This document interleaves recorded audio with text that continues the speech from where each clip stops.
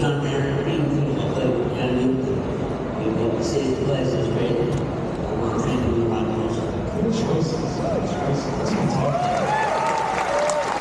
Tom, you are hardcore hip-hop. You gangster rap, extra. I love music. Okay.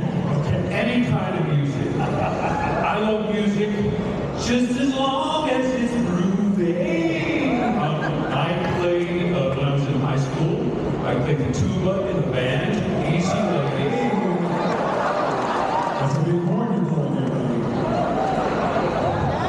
So, yes, we're steeped in music as well. I love music. Being in a city like Philadelphia, my parents were taking the Philadelphia Orchestra, beautiful orchestra. I was a jazz player. I was in the jazz band, like tuba, belt, trombone, lower brass, and so I did a lot of that. But then I started performing on my own, and back then you needed the guitar and to sing songs. So I sang a lot of songs, folk songs, you know. Like old road before the shore. Back in the 60s, skinny ties. But every kind of music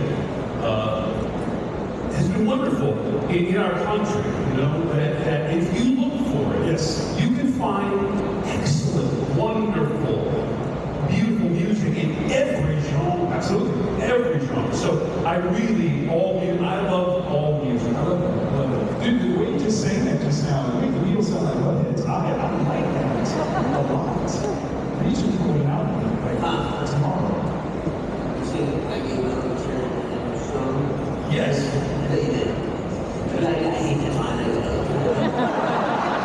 You said that lady meant to sing the same. There's no bar in that. Oh, get out of here. You don't have that kind of cash, Fox. Oh, wait a minute. Oh, wait. Now, teacher, I guess you do. Now, I don't mean to be a little catty, but I was hoping that we could kind of dish on a co-star that's not here. I want to talk about the DeLorean. Obviously, the star of this series. But how difficult was the DeLorean to work with? I mean, were they temperamental? Was she easy to work with? It was I heard a book that now mentioned in the book that in the fall. It's called Future Boy. It's about my first time bringing back future and at the same time. I think you like it. Just read it. The story that's on there about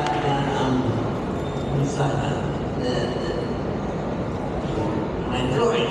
So I said the DeLorean, the red book, we can rather send myself in there for orders. You know, the suit, what you say. So I wrote this thing, they said, where's your shoebox? So the shoebox, and they cut me up, they took that version of it, there's bisection, 5 seconds away, and put the middle on, and I was cut and bleeding and sliding around it, and it's a shoebox. And he said, the lawyer said, I don't think you can say that, I can say that. He called all these people, said, this is a shoebox, you can sue it. Everything is a shoebox. And like you literally said, they came through it, because everybody's a good worst art band. And I said that, and he's great, it goes great, and it could have been better than she was. I was just alarmed by that. This is a different lady. Yes. I couldn't talk too fast and she got exhausted. Marcy, get out of here!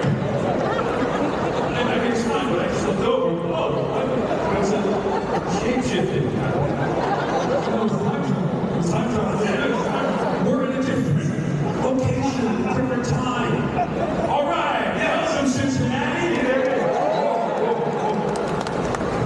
That's not funny. Oh, I love Dallas. Maybe you'll get a good sports team sometime.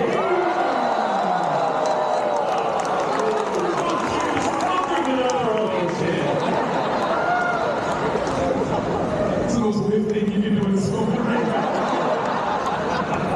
I can see out there. Oh, wait, this crowd.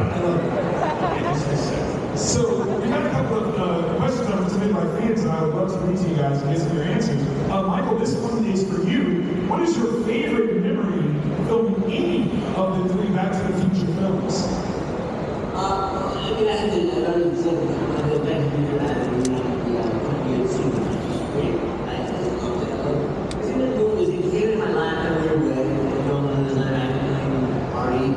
somebody came and got me, and they tried to get me early, but they couldn't, I didn't know about that. So then I don't know where it was. Changed your life, really. So I went, and luckily it was about a guy who was still born, but I did that my whole life. I played guitar, I did that my whole life. I chased girls, I did that my whole life. And so I just slipped right into it. It was great. And so the journey continued to really expand me. The other thing was the time that I spent with Chris in that horses in that Back to the Future, really great. And it was great to see Chris in the movie. Well, Tom's had the segment, the testimony is amazing that, and the bit of basketball was fantastic. And the third movie, and I didn't get as much, but to be with Chris did all that great work in Back to the Future. It was really a gift, and it was so great. Very simple. It was just really cool. Right, this horse is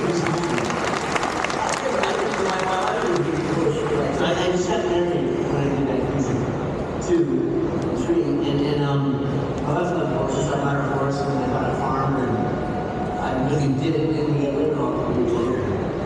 But we had to need horses, and I started to ride a horse. I was horsing Back to the Future, really good him for whiskey. He really good to me. He was really forgiving when I traveled horsemanship. And then I learned mine. I said, I want to buy a horse. He said, then you can buy a horse. I said, well, I think you can buy a horse. He said, if you buy a horse, you can't, because the horse is trained, usually you can't knock his head with his head, and it won't move. And you train, it's trained with your horse. You really value these horses. And so, I didn't, I used the movie, and it was really great. It's in Burnaby, BC, Canada. It's an Irish neighborhood. We ride a horse full blast inside the train. It's a stone wall for the bridge that goes to nowhere. It was just a big experience. And so I was riding on the horse.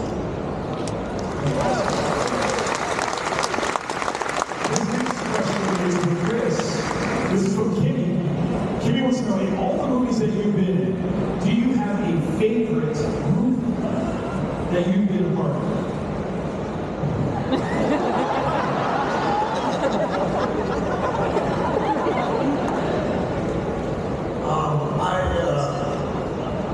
I get asked that question, and I have to say one thing over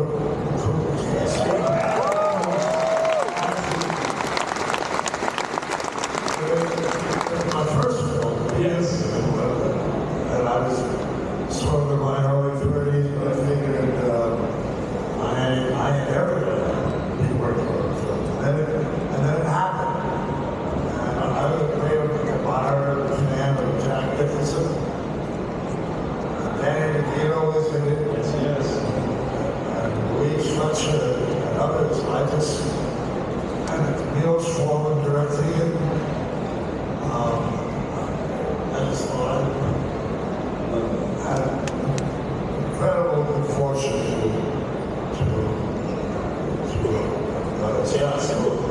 Cuckoo's Nest, my favorite. Which is not to take anything away from that in the future. Of course. That's absolutely good. I love it.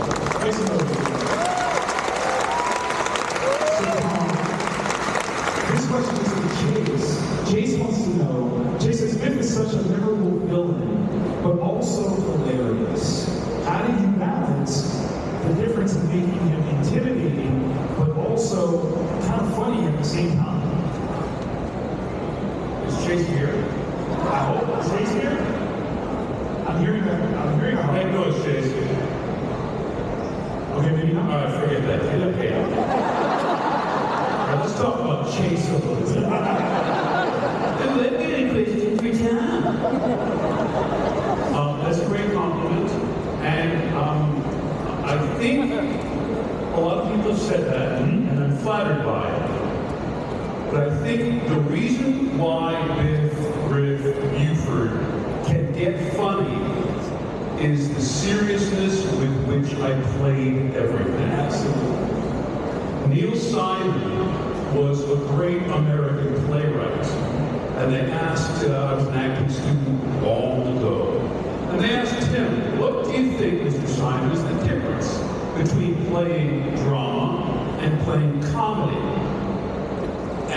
said, play comedy exactly as you would play drama, but a bit more seriously.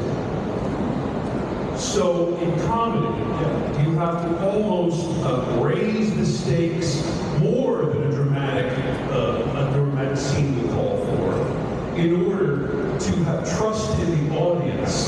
So you're trusting in the audience to get it. Genius. But that is what you have to do. I think you have to take the piece so seriously, almost to the point of being too seriously, that it becomes hysterical. Make some noise for that, y'all.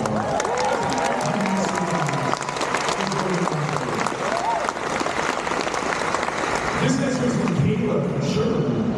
Caleb said, when you first read the script for Back to the Future, what did you think about this film? And Chris, I love this story for you. When you first read the script for Back to the Future, what happened? Did you immediately say, oh, I gotta be a part of this? Or did you do something else?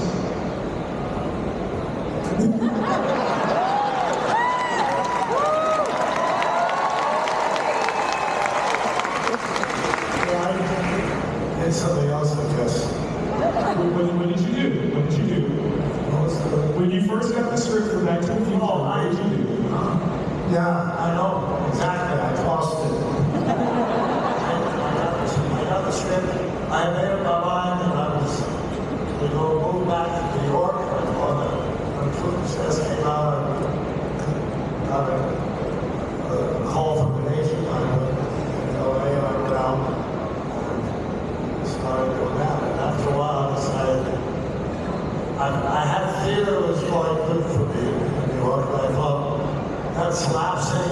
I said, I'm not doing anything here, I should go back. So I made up my mind to go back to New York, and then I went to Back to the Future script. I shuffled through it, I don't know what it is, and I put it away from the basket. And a friend of mine that was with me at the time said in New York, if you didn't have any work, and you were trying to start a career, you would never take a script and throw it away to me. And I had to agree. So she was right. So I retrieved the script, I read it, I went back to LA and met Los Angeles. That was it. Make some noise, y'all. Recognizing you're the best time like possible, because somewhere in the multiverse, there's a place where Chris did not pull that thing out of the trash. That's right. I mean, it's insanity. It's a big thing, but like, I think Chris was sort of like copy runs on egg drippings and like it's a trap on it, like, it's so good. So it's funny. I love you being the trash. But for me, I never knew about the script. I went to my producer on guys. I see Drew as the best friend. See when before they started the movie, he said, "What am I in class? You want a movie?" And Gary said, "No, I got a person. He's doing the show. I want to leave the show because I like to keep the show." And so I didn't think about it. And they hired another actor. They shot for 6 weeks. And then they came back and they were thrilled about what was happening. So they went back to Gary and said, "Please, Gary, come me to his office and his office." And I think it's firing me. I just had people. I just had people firing me. So he said, he told me stories. He said, "You give me the script and give me an envelope, script in it. Take this home, read it. Let me know if you like it, and you do what's like to me." Picked up, I weighed in my hands. Put it back in and said, "I love it. That's what we ever had." And it's even involved. So I was really sad about it. But it's so funny because it's kind of a parallel thing. It's like, you got it, didn't want it, I got it, didn't know I had it. And but it big brush together.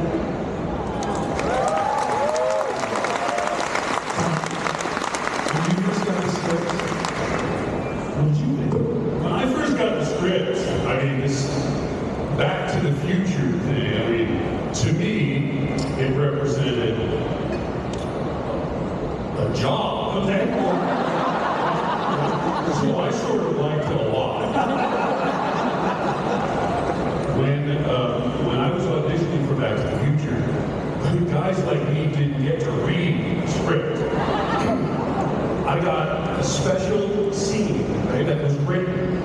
just for Biff and George McFly. Oh, wow. That they wrote because the script was top secret.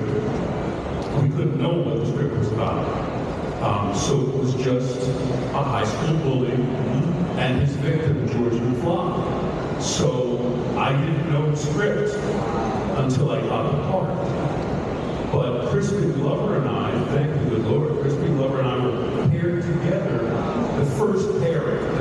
They'll bring you back for the callback, they call it. You come back, and they'll say, okay, Bob, you're reading to Tim, meet each other, this guy, and Tom, this is Crispin Glover, hello, hi. And you guys are going to read together. We went outside. I just said, McFly, you got my homework done? And he just, well, and I just thought, I probably won't get this. It's a big movie, but if they don't hire this guy, they're out of their minds. He was unbelievable. But Crispin and I went through layer after layer after layer after layer until we both got the pass in the movie. And then saw the script. Wow. Then suggested that this should be a way bigger guy. They didn't take that to heart for some reason. And but it was I can't describe the thrill, because you know, athletes just in a sense, you want to know if you're good enough, right? You're getting up to that higher level. And it's like somebody walking up and giving you the jersey, of the, let's say, Texas Rangers. No, but you go to the big stadium with the big jersey, they hand it to you, go out there on the mound and start really playing with the big boys, with these guys. So to be cast in a movie like that, to come into the world of such experienced, talented, brilliant actors, and for everybody to sort of say, yeah, you belong here. This is like, keep the jersey, was really amazing.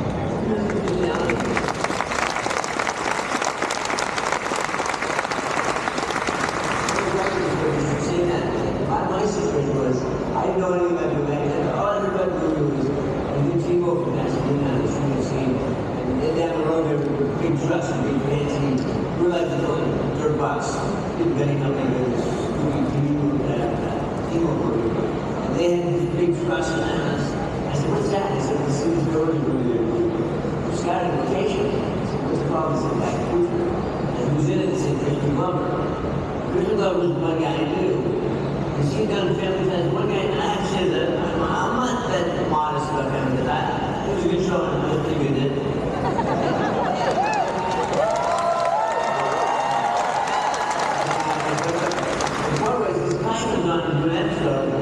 And blew my ass off the stage. It was amazing. It was so funny, it was so great, it was so gifted, so bizarre. I said, this is great. Like, give me more jokes. That's why I got the job, I had this job forever, but he's playing for weeks to give jokes and make me laugh.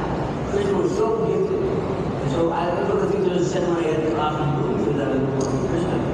And the thing about the movie was that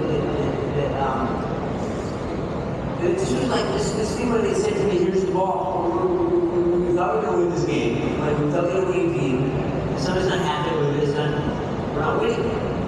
So kind of like the third quarter, they give me the ball. Say, here's your ball, you run with it. And I had no idea. If I really thought about it, I would have buckled up and ran away. But I was so excited about doing it. But that's interesting analogy. They really come to me and say, well, we find the quarterback. Here's the quarterback, here's the ball. We're losing, go in. And I'm not going to have to get on the team, so I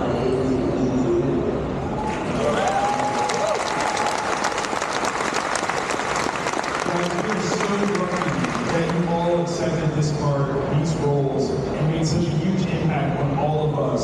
Now, let's need y'all to join me one more time in celebrating Michael J. Fox.